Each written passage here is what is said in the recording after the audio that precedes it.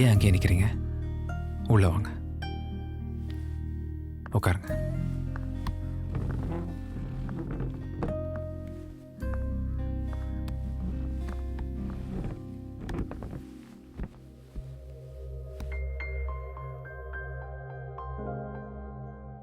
I'm sorry. எதுக்கு? நான் தான் அப்படி சொன்னேன். நான் உங்களை ஹாஸ்பிட்டலில் பார்க்க வந்தது, அப்புறம் ரெஸ்டாரண்ட் வந்தது, எல்லாத்துக்கும் உங்களால் எனக்கு எந்த பிரச்சனையும் வரக்கூடாதுங்கிற பயம்தான் காரணம். ஆனால் இன்னைக்கு நான் அந்த மாதிரியான எண்ணத்தில் வரல. என் பேரண்ட்ஸ் கிட்ட நடந்தது எல்லாத்தையும் தெளிவாக எடுத்து சொல்லி பேசி பார்த்தேன்.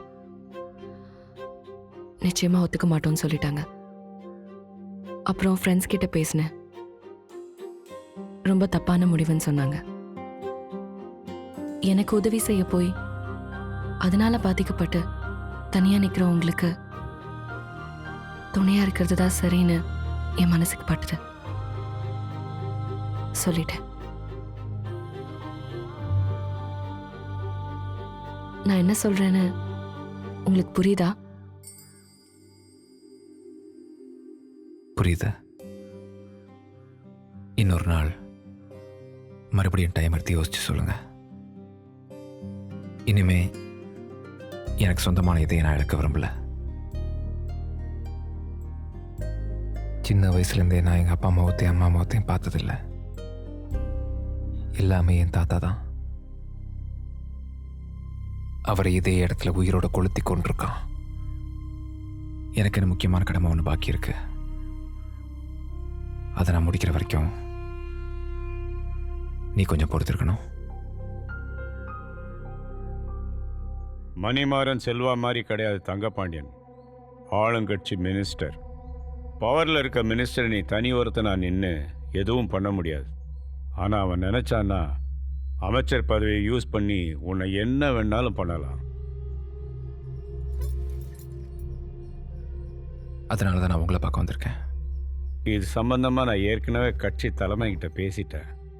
அவங்களும் உனக்கு முழு ஒத்துழைப்பு தரதா சொல்லிட்டாங்க. முதல்ல என் கட்சியோட சப்போர்ட்டு உனக்கு இருக்குங்கிறத தங்கப்பாண்டியனுக்கு தெரியப்படுத்துவோம். அப்போதான் உன் மேலே கையை வச்சா அதை நாங்கள் பொது பிரச்சனை ஆக்கிடுவோங்கிற பயத்தில் உன்னை ஒன்றும் பண்ண மாட்டான்.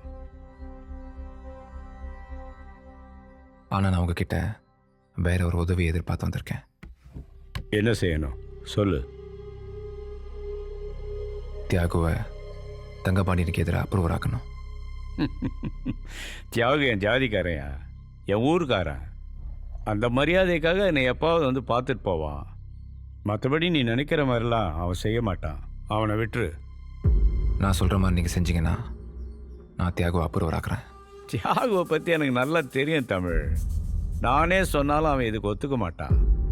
அதுவும் இல்லாமல் தங்கப்பாண்டியனுக்கு எதிராக அவன் எதுக்கு அப்ரூவராக மாறணும்? அதுக்கான அவசியம் அவனுக்கு இப்போ என்ன வந்தது சொல்லு.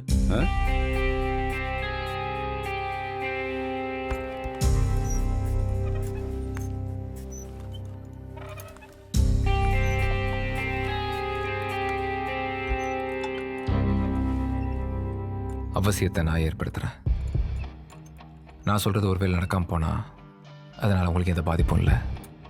ஒருவேளை நான் சொல்கிறது நடந்து தியாகு அப்ரூவர் ஆகிட்டா உங்களை எலெக்ஷனில் தோக்கடிச்ச தங்கபாண்டியனை பதவியிலேருந்து இறக்குன பெருமை உங்களுக்கு கிடைக்கும்.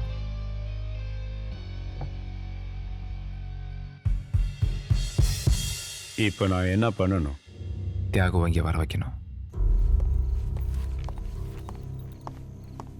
சுலபமான சில விஷயங்களை கூட நாம் வா தியாகு, உனக்காக தான் காத்துட்ருக்கோம். என்ன விஷயம்னா உடனே வர சொன்னீங்க? தமிழ் உங்கள்கிட்ட ஏதோ தனியாக பேசணுமா, அதான் வர சொன்னேன். உட்காரு உட்காரு. நீங்கள் 2 பேரும் பேசிகிட்டு இருங்க, நான் இதை வந்துடுறேன். உட்காரு.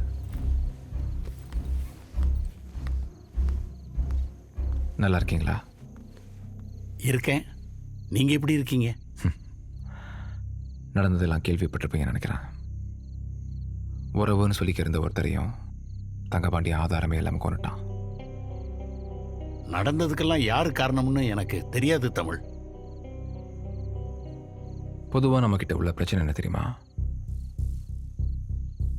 மற்றவங்க பிரச்சனை நமக்கு வராதுன்னு தெளிவாக நம்பிக்கிட்டு அமைதியாக கையை கட்டி வெடிக்க பார்க்கறது தான். ஐயோ, சத்தியமா எனக்கு எதுவும் தெரியாது தமிழ். புரியுது. அவங்களால என்ன செய்ய முடியும்? உங்கள் பிஏ தியாகவும் தமிழரசனும் இப்போ என் வீட்டில் தான் உங்களை பற்றி பேசிகிட்டு இருக்காங்க. என்னென்ன சொல்லுதீங்க? நீங்கள் தான் செல்வாக்கிட்ட சொல்லி தமிழை முடிக்க சொன்னீங்களாம். அப்புறம் உங்கள் ஆட்கள் தான் தமிழ் வீட்டை கொளுத்தி அவன் தாத்தாவை கொன்னதான். ரொம்ப நன்றிங்க, நான் பார்த்துக்கிட்டேன். உங்களை அப்புறமா கூப்பிடுதேன். ஓகே.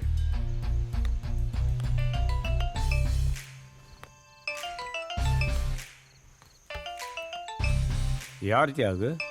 மினிஸ்டர்ண்ணே, எதுக்கு இந்த நேரத்தில் கூப்பிடுறாருன்னு தெரியலையே. நாங்கள் அமைதியாக இருக்கோம், எடுத்து பேசு.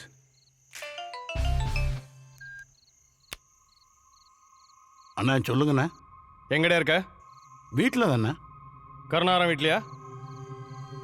எங்கள் வீட்டில் என்ன? இப்போ நீ கருணாரம் வீட்டில் தமிழரசனோட பேசிட்டு இருக்க நிரூபிச்சுட்டா தற்கொலை பண்ணி செத்து போறடே. அண்ணா என்னென்ன சொல்கிறீங்க? அண்ணா என்னை நம்புங்கண்ணே, நான் உங்ககிட்ட போய் அண்ணா நான் உங்ககிட்ட போய் சொல்லுவேன். அண்ணா தூக்கிட்டு சரிண்ணே, போலாம்.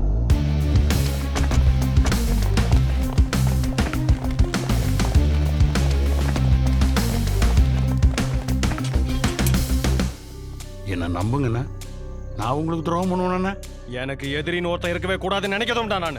அண்ணா நீ ஏன் ஜோத்த தின்னுட்டு என் எதிரிங்க கூட சேர்ந்து ஏன் முதுகுல குத்திருக்க? ஐயோ, எங்கிட்ட இருந்து ஒன்னியும் உன் குடும்பத்தை நீ கும்பிடுற சாமி தான் காப்பாத்து.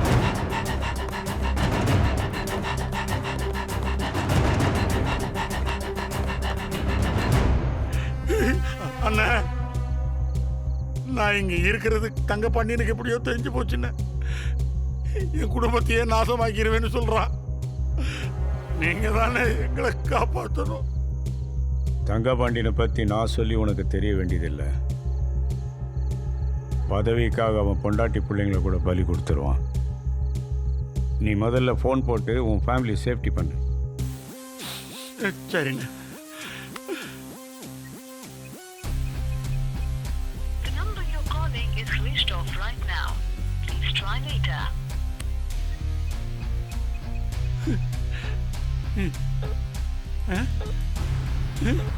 மொபைல் சுவிட்ச் ஆஃப் ஆயிருக்கு. அண்ணா லேண்ட்லைனும் போகலண்ணா. எனக்கு ரொம்ப பயமா இருக்கு. உங்களை நம்பி தானே இருக்கும். நான் இருக்கும்போது நீ எதுக்கும் பயப்பட தேவை. சரிண்ணா. தமிழ், தியாகு கூட அவன் வீடு வரைக்கும் போயிட்டு வா. ப்ளீஸ் தமிழ்.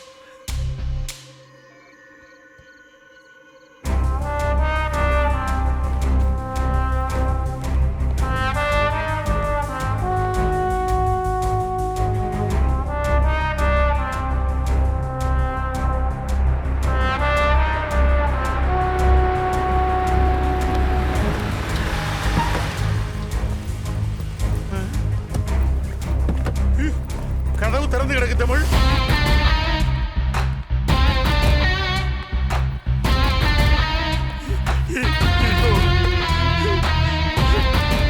வீட்டுல யாரும் இல்ல தமிழ்.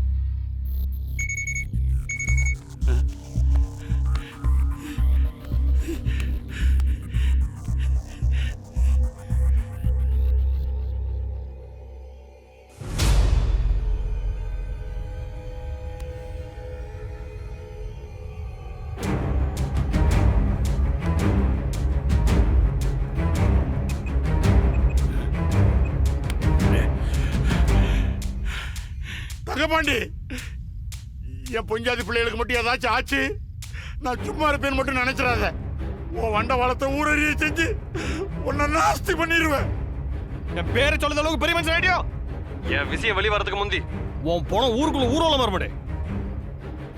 என்ன கொன்றுவேன்னு மிரட்டுறான் தமிழ்.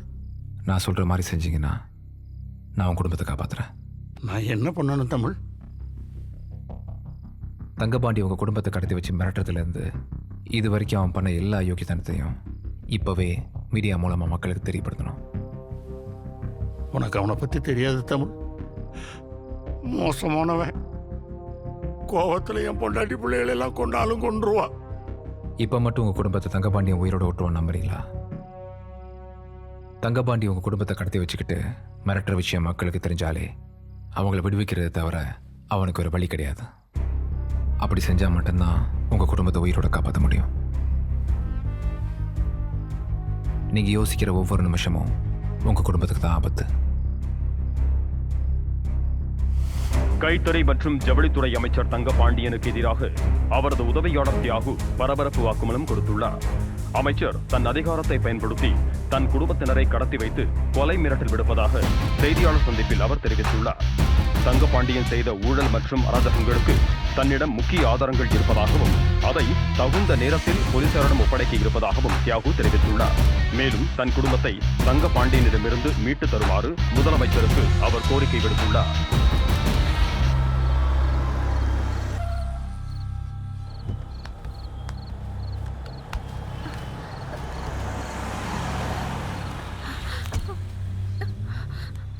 எங்கள் ஆட்சி மேல களங்கம் விளைவிக்கும் நோக்கத்துல என்கிட்ட பிஏவா வேலை பார்த்த தியாகு, நடிகை அஞ்சனா மற்றும் தமிழரசன் போன்றவர்களை எதிர்கட்சியின விலை கொடுத்து வாங்கி என் மீது இந்த ஆதாரமற்ற பொய்யான குற்றச்சாட்டுகள் சுமத்திருக்காங்க.